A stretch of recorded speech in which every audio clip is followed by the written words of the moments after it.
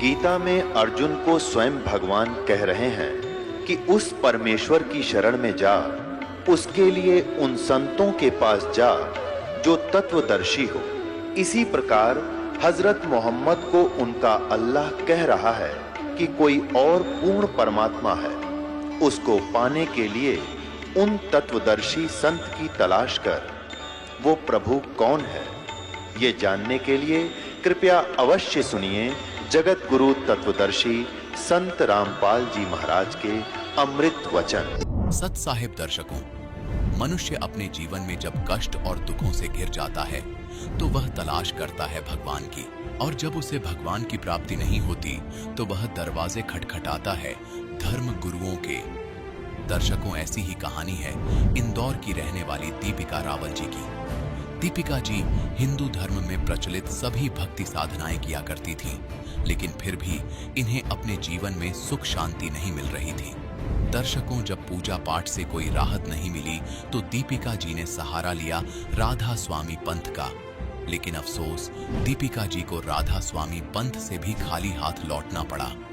दीपिका जी का कहना है कि मेरी जिंदगी तब बदली जब मुझे संत रामपाल जी महाराज की शरण मिली। दर्शकों, आखिर दीपिका जी ने राधा स्वामी पंथ को छोड़कर संत रामपाल जी महाराज की शरण क्यों ग्रहण करी? आखिर आज दीपिका जी संत रामपाल जी महाराज को परमात्मा क्यों बता रही है? आइए जानते हैं इसके पीछे की सच्चाई क्या है। सुनते हैं दीपिका जी की कहानी उन्हीं की जुबानी। जी नमस्कार। नमस्कार सर। क्या नाम है जी आपका? दीपिका रावल। दीपिका जी कहाँ से आए आप? इंदौर एमपी। दीपिका जी, संत रामपाल जी महाराज से नाम दीक्षा लेने से पहले आप क्या भक्ति साधना करते थे? संत रामपाल जी महाराज की शरण में आने से पहले हिंदू धर्म में होने के कारण जितने भी पूजा पाठ होती है, जितने 30 त्यौहार होते हैं, जैसे कि नवरात्रि है तो दुर्गा जी की व्रत करना, उनकी पूजा करना, श्रावण है तो शंकर भगवान की पूजा करना, जितने भी वार त्यौहार होते हैं उसके अलावा श्राद्ध निकालना, ये सब हम करते थे। और मेरे मम्मी पापा 25 साल से राधा स्वामी पंथ से जुड़े हुए थे, तो उनके सत्संग में जाना, उनकी जो भी भक्ति भाव है वो सब हम किया करते थे। ये जो पूजाएं आप करते थे और आपने गुरु भी बना रखा था, आपके पिताजी राधा स्वामी पंथ से जुड़े हुए थे, तो फिर आप लोगों को संत रामपाल जी महाराज से नाम दीक्षा लेने की क्या जरूरत आन पड़ी? संत रामपाल जी महाराज की शरण में, क्योंकि हम जब जहाँ पहले जुड़े हुए थे वहाँ से हमें कोई भी लाभ ही नहीं मिला। जैसे हमारे घर की और मेरे पापा का बिजनेस बहुत अच्छा था, अच्छा खासा चल रहा था, लेकिन वो भगवानों की पूजा करते करते वो बिजनेस एकदम ठप हो गया। हमारे घर में मतलब ऐसी हालत हो गई कि शाम को अगर खाना है तो उसका भी घर में राशन नहीं था कि हम शाम को क्या खाएंगे। और उस वहाँ सत्संग में हम जाते थे, लेकिन हमको एक दिन पहले ही किराए का अरेंजमेंट करना पड़ता था कि अगर कल जाना है सत्संग में तो हमारे पास किराए के भी पैसे नहीं होते थे। तो फिर आपको संत रामपाल जी महाराज के बारे में कैसे पता लगा? संत रामपाल जी महाराज के बारे में हमारे घर के पास में संत रामपाल जी महाराज के एक शिष्य है, उन्होंने मेरे पापा को ज्ञान गंगा पुस्तक दी और मालिक का ज्ञान समझाया उन्होंने। फिर पापा ने वो सत्संग सुना, ज्ञान गंगा पुस्तक पढ़ी और जो भी अपने वेद है, गीता है, उनसे सबसे मिलान करा।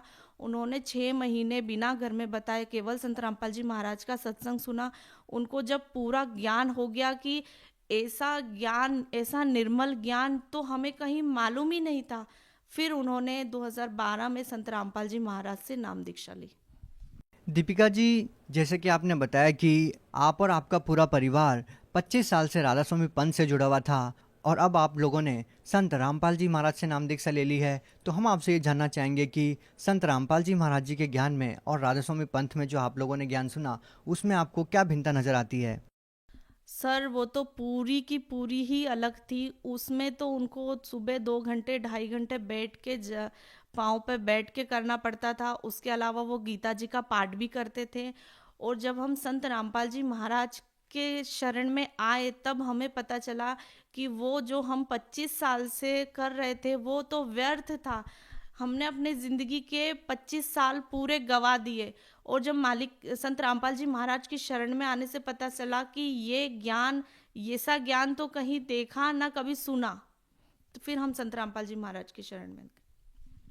दीपिका जी, जब आपके पिताजी संत रामपाल जी महाराज जी की शरण में आए तो उनको कोई लाभ मिला? संत रामपाल जी महाराज की शरण में आने से हमारे जो घर की आर्थिक स्थिति बहुत ही खराब थी, वो हमारे घर की आर्थिक स्थिति बहुत बहुत बहुत अच्छी हो गई है। और संत रामपाल जी महाराज की दया से हमारे इनकम वही है, लेकिन हमारे घर का जो भी खर्चा है, जो भी कुछ है, वो मालिक की दया से बहुत ही अच्छा है। संत रामपाल जी महाराज जी से जुड़ने से पहले मेरे पापा गुटखा खाते थे। वो जब तक गुटखा रात को नहीं खाते थे उनको नींद ही नहीं आती थी, और उन्होंने कई बार हरिद्वार में कहीं पर भी वो गुटखा फेंक के आते थे। वो कसम खाते थे कि आज के बाद नहीं खाऊंगा। वो 8-10 दिन नहीं खाते और फिर उनको वापस याद आती तो फिर वो वापस गुटखा मंगाते और खाते, जब भी उनको नींद आती थी। मेरे पापा जो संत रामपाल जी महाराज जी से जुड़ने से पहले जो उनको गुटखे का नशा था, वो जब संत रामपाल जी महाराज का उन्होंने ज्ञान सुना, वो ज्ञान सुनने से ही उनकी वो लत ऑटोमेटिक ही कब ख़त्म हो गई उन्हें पता ही नहीं चला। जबकि वो पहले बहुत बार ट्राई कर चुके थे कि छोड़ना है, कसम भी खाते थे, लेकिन वो लत उनसे छूट ही नहीं रहती, जो संत रामपाल जी महाराज के ज्ञान से ही छूट गया। मुझे थायराइड की बीमारी थी, जिसका मैंने एलोपैथिक, आयुर्वेदिक और होम्योपैथिक सारे ट्रीटमेंट करा लिए थे। मेरी बॉडी अकड़ जाती थी थायराइड से, मेरा गले में बहुत पेन होता था। और फिर जब संत रामपाल जी महाराज की शरण में हम जुड़े तो संत रामपाल जी महाराज से प्रार्थना लगाई, और मेरी फिर प्रेगनेंसी में रिपोर्ट आई, वो पूरी नील आई थायराइड की। जबकि उस वक्त मुझे थायराइड था, लेकिन संत रामपाल जी महाराज की दया से वो रिपोर्ट पूरी नील आई। और मुझे प्रेगनेंसी में पाइल्स की बीमारी हो गई थी। वो मैडम ने बोल दिया था कि इसका ऑपरेशन ही करना पड़ेगा, लेकिन अगर अभी प्रेगनेंसी है तो हम इसको दवाइयाँ भी नहीं दे सकते आपको। और वो हम घर पे आए और हमने दंडवत प्रणाम किया और मालिक से प्रार्थना करी, और वो बीमारी भी कब चली गई मालूम ही नहीं चला। और इसके अलावा अभी हम आश्रम से आ रहे थे, तो हम ट्रेन में बैठे थे, लास्ट डब्बे में कांच की तरफ बैठे थे। मेरा छोटा बेटा है, वो भी था, और हम कांच की तरफ ही देख रहे थे। ट्रेन जैसे ही चली तो किसी ने बड़ा सा पत्थर मारा उस ट्रेन के कांच में। वो पूरा कांच, भगत जी, मेरा बेटा और हमारे ऊपर पूरा कांच गिरा, पूरे बारीक बारीक टुकड़े हो गए हमारे ऊपर। हमारी आंखें उधर ही थी, लेकिन हमको जरा सी भी उस कांच का चोट नहीं लगा। संत रामपाल जी महाराज ने वहाँ पर हम तीनों को जीवन दान दिया। और मेरे ससुर जी है, वो वर्कर काम करते हैं, तो उनको पैसे देना था, शनिवार के पेमेंट करते हैं वो। तो उन्होंने एटीएम से 5,000 रुपये निकाले, और वो जब वर्कर को देने आ रहे थे तो वो पैसे रास्ते में गिर गए। वो वहाँ पर आए, उन्होंने अपनी पॉकेट चेक करी, पर्स चेक करा, फिर वो रास्ते में बार बार चेक करा, उनको कहीं पैसे नहीं मिले, और उनको रात को कहीं बाहर जाना था। तो वो फिर डबल से उन्होंने बोला अभी, तो फिर वो डबल से गए, एटीएम से डबल से 5,000 रुपये निकाले और सब को दे दिया। फिर वो घर पे आए, उन्होंने घर पे कोई जिक्र नहीं करा, और वो नाइट में चले गए। फिर जब वो वहाँ पहुँच गए और ऑटो से उतरे तो ऑटो का 200 रुपये भाड़ा हुआ। जब उन्होंने पर्स निकाल के वो पैसे देने लगे, तब उनके पर्स में वो 5,000 रुपये पूरे ऐसे के ऐसे ही रखे थे, जैसे परमात्मा ने वो पैसे रख दिए। 500 के एकदम फ्रेश नोट उस पर्स में रखे। फिर वो घर आए, घर पर आके उन्होंने हमको सारी चमत्कार बताया। और एक बार उनका इंदौर के नोवेल्टी मार्केट में उनका नया मोबाइल ही खरीदा था, वो मोबाइल गिर गया। फिर घर पर आके हमने 2 दिन तक मोबाइल लगाया, फ़ोन बंद था। फिर हमने परमात्मा के आगे प्रार्थना लगाई कि मालिक फ़ोन लिया है अभी, और इतना वो भी नहीं है। और वो फ़ोन बस हमने प्रार्थना लगाई, उसके पहले हम 2 दिन से डेली ट्राई कर रहे थे, वो बेल नहीं बज रही थी, बस मालिक से प्रार्थना करी और हमने फ़ोन लगाया तो वो फ़ोन बज गया। और फिर उन्होंने, जबकि जिसके पास था उसके मन में भी वो आ गया था कि ये फ़ोन में रख लूँ, लेकिन उसने जब चालू करा तो उसमें मालिक का फ़ोटो आता है फ्रंट में। मेरे ससुर जी ने मालिक का फ़ोटो लगा रखा था, तो पता नहीं उसको क्या हुआ, तो उसने बोला नहीं, ये जिसका फ़ोन है वो आएगा और लॉक खोलेगा तो मैं उसको दे दूंगा। फिर वो हमने फ़ोन करा तो उन्होंने बोला ठीक है आप आइए, आपका फ़ोन ले जाइए। और जब मेरे ससुर जी वो फ़ोन लेने गए तो उन्होंने फटाक से लॉक खोल दिया, तो उन्होंने फिर ये फ़ोन उनको वापस दे दिया। और मेरे भगत जी है, वो उन्होंने बचपन से अभी तक राजस्थान के गुरुकुल में वेद की पढ़ाई करी है। उन्होंने पूरा वेद, यजुर्वेद की पढ़ाई करी है, उनको पूरा वही था। लेकिन फिर जब वो संत रामपाल जी महाराज का उनने ज्ञान सुना, तब उन्हें पता चला कि हम जो अनुष्ठान करा रहे, हम जो हम खुद पंडित होके जो पूजा पाठ करा रहे हैं वो सब व्यर्थ है। ये तो हम बस अपने रोजी रोटी के लिए झूठ बोल के लोगों को मतलब ऐसे ही पागल बना के हम अपनी कमाई कर रहे हैं, जबकि उसका कोई लाभ नहीं है। और भगत जी, ये मेरे बेटे की रिपोर्ट है, विनायक नर्सिंग होम की रिपोर्ट है ये। उसको नॉर्मल उल्टियाँ हो रही थी, तो हमने ऐसे ही डॉक्टर को दिखाने हम गए, तो डॉक्टर ने उसे एडमिट कर लिया। तो हमने सोचा चलो ठीक है।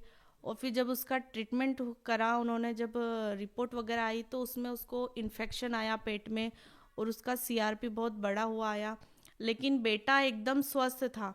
फिर हमने परमात्मा से प्रार्थना लगाई, संत रामपाल जी महाराज से हमने प्रार्थना करी, और अगले ही दिन हमने छुट्टी का बोला डॉक्टर को। लेकिन डॉक्टर रिपोर्ट को देखते हुए डॉक्टर खुद बोला कि ये ऐसा लग नहीं रहा है कि ये रिपोर्ट इस बेटे की, आपके बेटे की है, क्योंकि बेटा एकदम स्वस्थ था, वो हॉस्पिटल में घूम रहा था। तो वो छुट्टी, रिपोर्ट को देखते हुए वो छुट्टी नहीं दे रहे थे कि कल से आप 2 दिन बाद वापस आओगे और बोलोगे कि इसको कुछ हो गया, इसलिए हम इसकी छुट्टी नहीं दे रहे।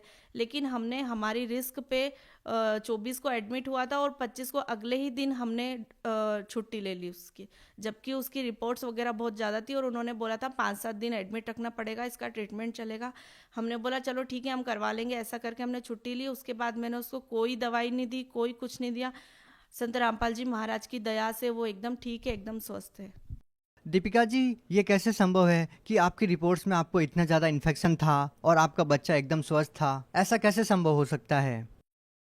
ऐसा संभव ऐसा है, जो हमारे संत रामपाल जी महाराज का जो ज्ञान है, और जो हमारे संत रामपाल जी महाराज के शब्द में शक्ति है, उसी का चमत्कार है कि बेटा 3 साल का है, उसने भी नाम दान ले रखा है। तो उसी वो संत रामपाल जी महाराज के ज्ञान और संत रामपाल जी महाराज के आशीर्वाद से ही ये सब चमत्कार होते हैं। आप भगत समाज को क्या संदेश देना चाहेंगे? भगत समाज को मैं हाथ जोड़कर प्रार्थना कर सकती हूँ, मैं रिक्वेस्ट कर रही हूँ कि प्लीज़ प्लीज़ प्लीज़ संत रामपाल जी महाराज का ज्ञान समझे। संत रामपाल जी महाराज की ज्ञान गंगा जो भी पुस्तक है, उसको पढ़िए, और जो अपने वेद है, गीता है, इससे मिलान करिए। आप संत रामपाल जी महाराज का ज्ञान सुनिए तो सही, आपको खुद समझ आ जाएगा क्या क्या सही है और क्या गलत है। तो मैं सभी समाज को, सारे पीपल को ये बोलना चाहती हूँ कि प्लीज़ संत रामपाल जी महाराज का ज्ञान समझिए, और इस जन्म मरण के जो हम इस 84 लाख योनियों के चक्कर में फंसते आ रहे हैं, उससे पीछा छुड़ाइए और अपने सतलोक मार्ग को चलिए। अगर कोई व्यक्ति संत रामपाल जी महाराज से नाम दीक्षा लेना चाहता है तो उनसे नाम दीक्षा कैसे प्राप्त कर सकता है? संत रामपाल जी महाराज ने सभी जिलों में नामदान सेंटर खोले हुए हैं, और अभी जिनको भी संत रामपाल जी महाराज का ज्ञान समझ के उनसे नामदान लेना है, तो विभिन्न चैनलों पे संत रामपाल जी महाराज के सत्संग आते हैं। उसके नीचे एक पीली पट्टी फ्लैश होती है, उस पर कॉन्टैक्ट नंबर दिए होते हैं, उस पर आप फ़ोन करके अपने नज़दीक के जो नामदान सेंटर है वहाँ पर जाके नाम दीक्षा प्राप्त कर सकते हैं। जी धन्यवाद। नमस्ते सर। दर्शकों, अभी आपने सुने संत रामपाल जी महाराज से दीक्षा प्राप्त करके सुखी हुए भक्त के अनुभव। अब देखिए जगत गुरु तत्वदर्शी संत रामपाल जी महाराज के मंगल प्रवचन। परमात्मा कहते हैं इस शरीर में, इस मानव शरीर के अंदर इतना जो है विकार ग्रस्त है, ये ऐसे ढंग से इसकी कंस्ट्रक्शन है, इसमें ये तो आशा करना ही नहीं कि ये पूर्ण रूप से स्वस्थ हो जाएगा और इसमें कोई विकार नहीं रहेगा। ये तो पैदा ही विकारों से हुआ है। लेकिन इस भक्ति से, सत साधना से ये विकार ऐसे जकड़ दिए जाएंगे, ऐसे बांध दिए जाएंगे कि फिर ये हानि नहीं करेंगे। जैसे कोई पशु है और वो ऐसे फूंफा करता है, मार देता है, सींगों से मार देता, तो उसको बांध दिया जाता है टाइट रस्से तक। अब वो रस्से से इतना टाइट बांध दिया गया है कि वो हानि नहीं कर सकता, फूंफा कर सकता है, लेकिन उसकी सीमा बना दी। तो परमात्मा की इस भक्ति से, परमात्मा के इस ज्ञान से, सत साधना से इन विकारों को ऐसे बांध दिया जाएगा कि ये मन फूफा करने की चेष्टा करेगा, लेकिन इस तत्व ज्ञान रूपी रस्सा इसको जकड़ देगा और ये भक्ति की कमाई इसको दबा देगी। जैसे कोई भी इंसान है, कोई रिश्वत लेता है, जिसमें उसको ये ज्ञान होगा कि ये रिश्वत तेरा दुश्मन है, ये तो विष खा रहा है, इस तत्व ज्ञान से पूर्ण रूप से विश्वास हो जाएगा, तो उसके बाद मन चाहेगा कि ऐसा ले लूं, मोटी रकम मिल रही है, लेकिन आत्मा धिक्कारेगी, खबरदार इसका हाथ लगा दिया, तो ये फूं फां करके चुप हो जाएगा। इसी प्रकार वो एक और कोई दुराचार की वासना उत्पन्न होगी तो आत्मा इसको धिक्कार देगी, ये ज्ञान इसके आगे खड़ा हो जाएगा और इसका उस वहीं पर रुकावट हो जाएगी। तो इस प्रकार हम इन विकारों को भी रोकेंगे इस भक्ति और इस साधना और इस ज्ञान से, और हम अपना आत्म कल्याण भी आसानी से करवा पाएंगे। तो परमात्मा कहते हैं कि सुरपति दुखिया भूपति दुखिया, रंग दुखी बपरीती हो, कहे कबीर और सब दुखिया, एक संत सुखी मन जीती हो। अब मन को जीतना कैसे है? जैसे दोजक भीष्ट सबीते देखे, राजपाट के रसिया, तीन लोक से तरपत नाही, ये मन भोगी खसिया। परमात्मा ने सुख संवेद में बताया है कि दोजक मीन नरक और बहिष्ट मीन स्वर्ग। दोजक बहिष्ट सभी ते देखे, राजपाट के रसिया। इस राज्य प्राप्ति के लिए आपने बहुत से पहले तप किए, जप किए, दान किए, यज्ञ किए, स्वर्ग में गए, स्वर्ग का समय समाप्त करके अपनी पूंजी अक्षीण करके, स्वर्ग क्या है? स्वर्ग इज ए रेस्टोरेंट, जिसमें एक रेस्टोरेंट है जिसमें सब वस्तु आपको अपनी जेब से खरीदनी पड़ेंगी, अपने पल्ले से, अपने पैसे से। सुविधाएं वहां जो उसमें है वो आप पूरी प्राप्त कर सकते हो यदि आपके पास पैसा है, लेकिन आपकी जेब खाली हो रही है। और जिस दिन आपकी जेब हल्की हो जाएगी, अपने आप वहां से चल पड़ोगे या आपको रेस्टोरेंट से निकाल दिया जाएगा। तो इसी प्रकार स्वर्ग एक रेस्टोरेंट है जहां आप अपने पुण्यों का नाश करने के लिए जाते हो, कुछ दिनों की बकवाद वहां कराते हो, फिर नरक में भी जाते हो अपने किए हुए पाप कर्मों के आधार से। जब तक पूर्ण परमात्मा कबीर जी की सत साधना हमें नहीं मिलती, तब तक हम अपने दोनों कर्म भोगने पड़ते हैं, पुण्य भी और पाप भी। अभी तक आपने विधान सुना होगा कि जैसे कर्म करेगा वैसे फल देगा भगवान। बिल्कुल सही है। आपके जैसे कर्म पूर्व जन्म के हैं, उनसे आपकी एक जीवन बन गया, किस्मत बना दी।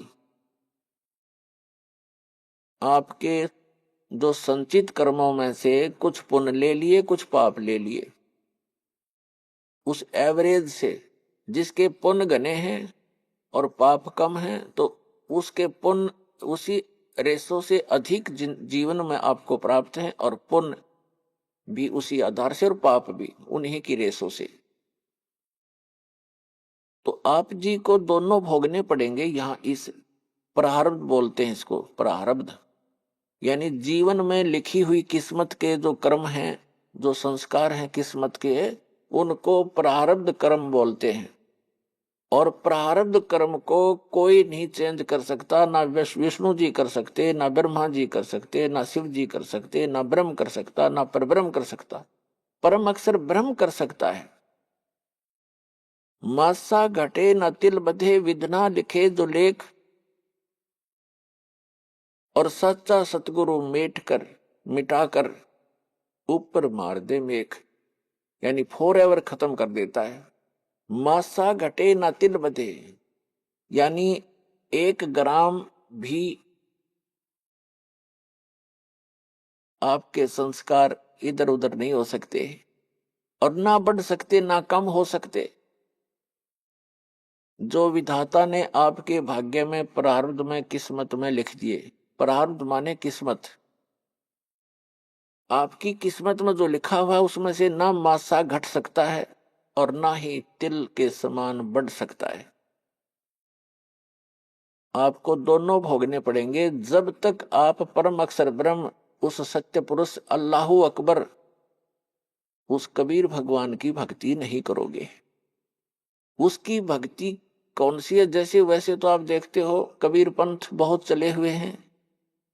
कबीर पंथियों की यदि आप कैलकुलेशन करो, टोटल करोगे तो लगभग 20 करोड़ के आसपास कबीर पंथी मिलेंगे आपको। लेकिन वो कबीर पंथी नहीं है, उनके पास यथार्थ भक्ति नहीं है। तो सत्य साधना उस कबीर परमेश्वर की इस दास के अतिरिक्त विश्व में किसी के पास नहीं है, पूर्ण परमात्मा की।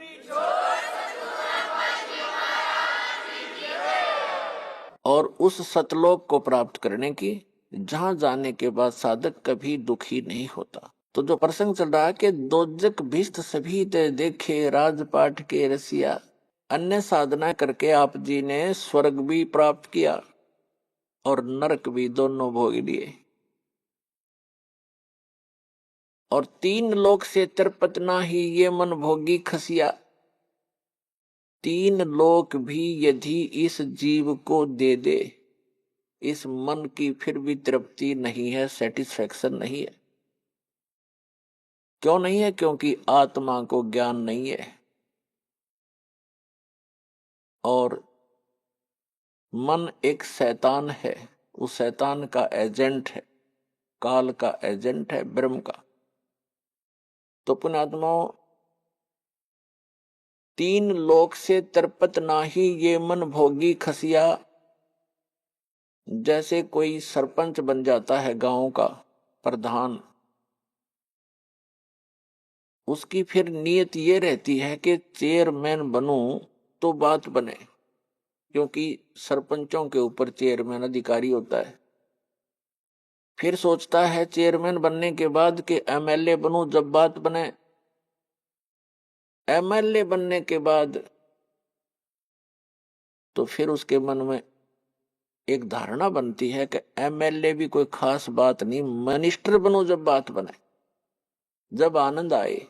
मिनिस्टर बनने के बाद उसकी टेंडेंसी बन जाती है कि मुख्यमंत्री बनो जब हाथ में कमांड आवे, न तो कोई मजा नहीं आया।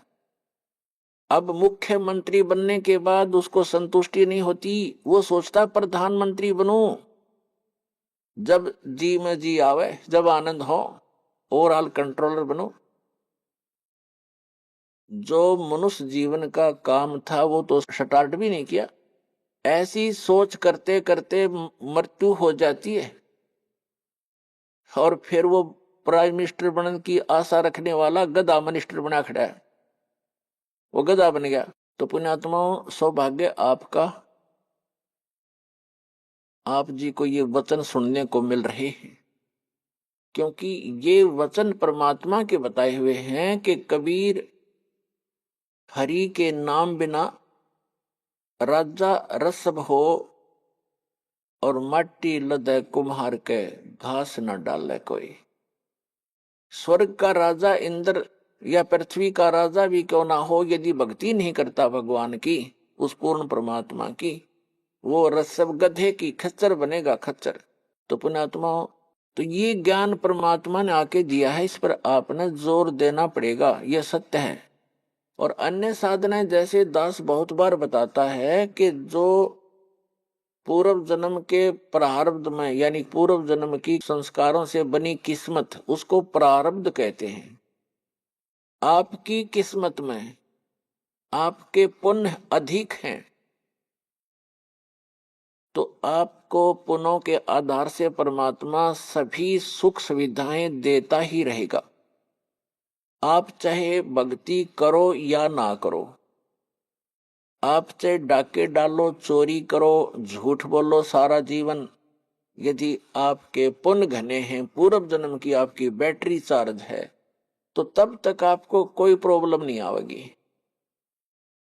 और जो पुण्यात्माएं होती हैं जिनको सर्व सुख हैं, वो फिर भी कुछ ना कुछ भक्ति अवश्य करते हैं, वो रह ही नहीं सकते भक्ति किए बिना।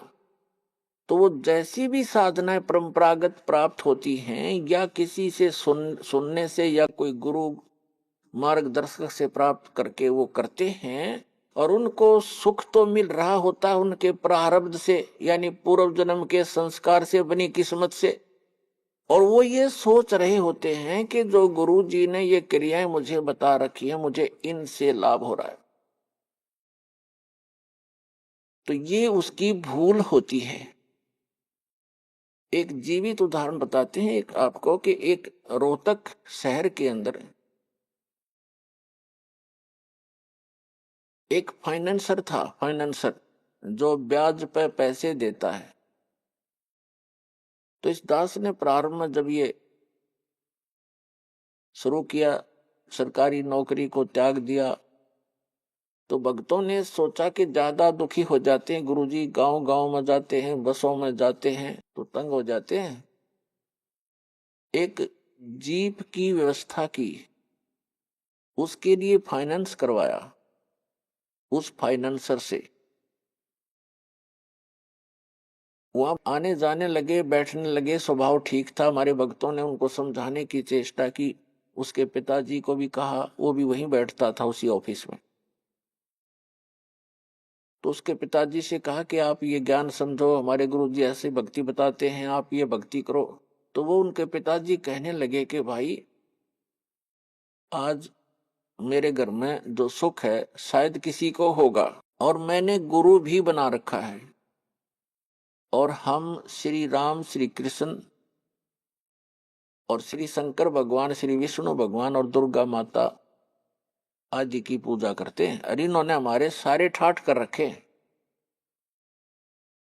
एक लड़के का तो ये व्यवसाय, वो प्रॉपर्टी डीलर का काम भी करता था, फाइनेंसर का भी काम करता था, खूब बढ़िया काम चल रहा था, अच्छी कोठी बना रखी थी। उसी का एक भाई जज लगा हुआ था, जज, और उसकी पत्नी भी जज लगी हुई थी। तो वो बुजुर्ग कहता है, उनका पिताजी कह रहे हैं कि आज मेरे घर में जो सुख है किसी शायद किसी को होगा। सारी बताई कि एक बेटा तो ये बहुत पैसे कमाता है, हम इसी ने सुख मान रहे हैं। एक बेटा जज लग गया है और बेटे की पत्नी भी जज। तो ठीक है, हमारे भक्त के बोल रहे हैं, इस आगे वो सुनने को तैयार भी नहीं, तो चुप करके आ गए। उसने 2-3 महीने के बाद क्या किया कि एक अपने धर्म गुरु से धार्मिक अनुष्ठान घर पे करवाया। उस समय सभी बच्चे छुट्टी लेकर आ गए थे, वो जज भी आ गया था, फाइनेंसर वहीं था। तो जो उनके गुरुजी ने जो क्रिया करी थी, उसके बचे हुए फूल, जो फूल फाल चढ़ाते हैं, माला डालते हैं, कुछ हवन किया होगा, उसकी राख बच गई थी, उसको जल प्रवाहित करने की आज्ञा दी उसके गुरुजी ने। वो दोनों बेटे, एक जज और एक वो फाइनेंसर, उस राख को लेकर गए। उनका ड्राइवर साथ था गाड़ी में, और रोहतक से दिल्ली रोड के ऊपर एक जेएलएन बोल रहे हैं उसको, जवाहरलाल नेहरू कैनाल, बहुत भारा, बड़ी गहरी वहां से बह रही थी। उस पे जाके उन दोनों ने पटड़ी पर गाड़ी चढ़ाई, ड्राइवर ने गाड़ी रोकी, दोनों उतर गए। उन्होंने वो जो भी थैला सामग्री थी वो ऐसे खाली कर दी जल में। वो जल में नहीं गई, उस कैनाल के उस नहर की पटड़ी ज्यादा टेढ़ी थी ऐसे, तो वो ऐसे गिर गई ऊपर ने। तो उन्होंने, एक भाई ने हाथ पकड़ लिया, एक कहने लगा मेरा हाथ पकड़, मैं नीचे जाके इनको जल में सरका देता हूं, बहा देता हूं। तो एक का ऊपर हाथ पकड़े था, वो नीचे जा रहा था भारी, तो वो नीचे वाला भी तगड़ा था, तो उसका पैर रिपट गया क्योंकि काई लगी हुई थी। और साथ में उसका भाई हाथ पकड़ रहा था, वो भी साथ आ गया, क्योंकि उसे और मजबूती से पकड़ा, जब गिरने लगा तो वो भी नीचे गिर गया। दोनों उस नहर में गिर कर डूब कर मर गए। तीसरे दिन लाश पाई उनकी। अपुण्य आत्माओं, परमात्मा कहते हैं कि झूठे सुख को सुख है ये मान रहा मनमोद, ये सकल चबीना काल का कुछ मुख में कुछ गोद। आज उस बूढ़े के घर में जो कहर था शायद किसी के घर में होगा, जहां वो ये सोच रहा था कि जो सुख आज मुझे शायद किसी को होगा। जब तक हम उस परम पिता की शरण ग्रहण नहीं करेंगे और जो साधनाएं हम करते हैं उससे हम मान बैठे हैं कि ये साधना से मुझे लाभ हो रहा है, कहां गई उसकी साधना? जो कैर टूट गया उस घर पे। तो पुण्यात्माओं, इसका समाधान केवल एकमात्र कबीर परमात्मा है और उसकी ये सच साधना जो दास के पास है। इसके अतिरिक्त कोई कबीर साहब का नाम लेकर के अगर आपको कोई जंतर मंत्र बताता है तो व्यर्थ है, यूजलेस है। और ये मंत्र जो दास आपको देता है ये है वो कारगर मंत्र। और इन मंत्रों को, इस साधना को यदि इस दास से प्राप्त करके कोई नीच व्यक्ति स्वयं बनकर संत इनको आगे दान करता है तो वो भी महा दुश्मन है इस मानव समाज का, क्योंकि वो अधिकारी नहीं है। अधिकारी के बिना ये मर्यादा इस भगवान की, अधिकारी के बगैर ये मार्ग चलेगा नहीं। अब जैसे कोई नकली पासपोर्ट बनवा लेता है तो उसको कोई नहीं घुसने देगा उस एयरपोर्ट के अंदर, और पता लग गया सरकार ने दोनों दोषी, बनाने वाला भी और बनवाने वाला भी, और उसका काम था वो भी अधूरा रह गया, उसको सजा और मिल जाएगी साथ में। तो पुण्यात्माओं, इस अध्यात्म ज्ञान से अपरिचित हम अभी तक इन नकली संतों के फंस गए और नकली धर्म गुरुओं के फंस के हमने अपना जीवन नाश कर लिए, क्योंकि इनको कख भी पता नहीं भक्ति मार्ग का। ये अपने सदग्रंथों से परिचित नहीं, जिनके आधार से हमें ज्ञान दिया करते थे। तो इससे आप जी को एक विश्वास होगा कि सचमुच दो साधना आप कर रहे थे और सुख भी हो रहे थे, और जब कैर टूटने लगे, जब कोई बचाव नहीं हुआ, प्रोटेक्शन नहीं हुआ, क्योंकि वो आपका प्रारब्ध आपको प्राप्त था, आपकी किस्मत मिल रही थी, आपके पूर्व जन्म की बैटरी चार्ज थी। और जब तक बैटरी चार्ज है इन्वर्टर की तो आपके पंखे भी चलते नजर आएंगे, आपकी ट्यूब भी जग रही होगी, रोशनी घर में होगी, लेकिन चार्जर नहीं लगा रखा, लाइट ठीक नहीं है, तो समझ लीजिए कि एकदम अंधेरा हो जाएगा, सब सुविधाएं आपकी समाप्त हो जाएंगी, क्योंकि वो चार्जर आगे है नहीं जिससे बैटरी में जो पावर स्टोर हो रही थी। तो इस पर अब ये जो चार्जर दिया जाएगा आप सभी पुण्यात्माओं को, और इससे आप अपनी भक्ति, इस आत्मा को चार्ज करो, आपके जो सुख समाप्त हो गए थे फिर से शुरू हो जाएंगे।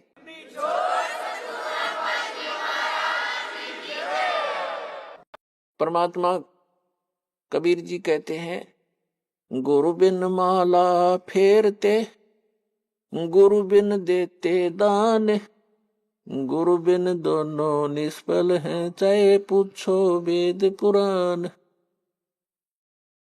गुरु गोविंद दोनों खड़े, काके लागू पाए, बलिहारी गुरु अपना, जिन गोविंद दियो मिलाए।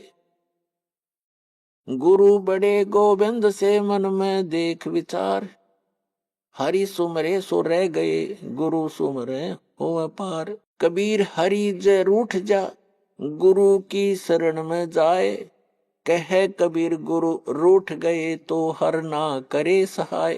अब जैसे क्या बताते हैं परमात्मा कि जिस समय आपका राम रूठ गया, हरि रूठ गया, भगवान रुष्ट हो गया,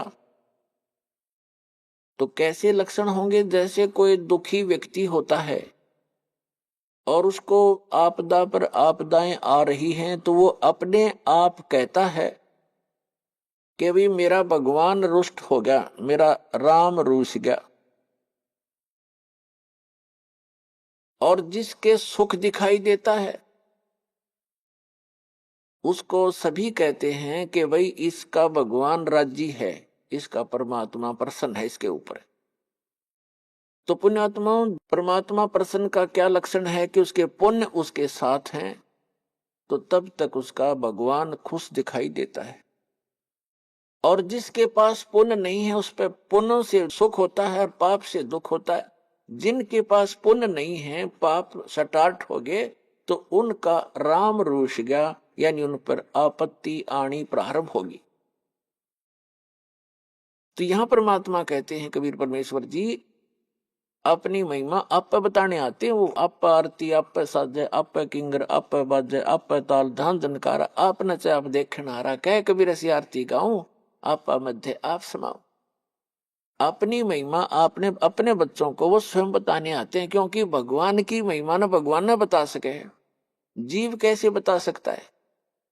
ठीक है, उसके बताने के बाद हमारे जैसे जीवों का भी परमात्मा ने दया करी जीवों पर कि हम उनके द्वारा दी गई बुद्धि से उसके बच्चों तक ये संदेश उसका एज इट इज भेज रहे हैं।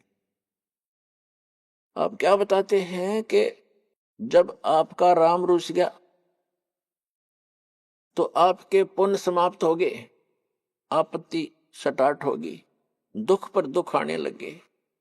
तो परमात्मा कहते हैं कि उसका समाधान क्या है। जैसे आप कोई एक घड़ा पानी का भर के या एक बोतल पानी की भर के और सफर में जा रहे हो या कहीं खेतों में काम कर रहे हो, कोई मजदूरी कर रहे हो,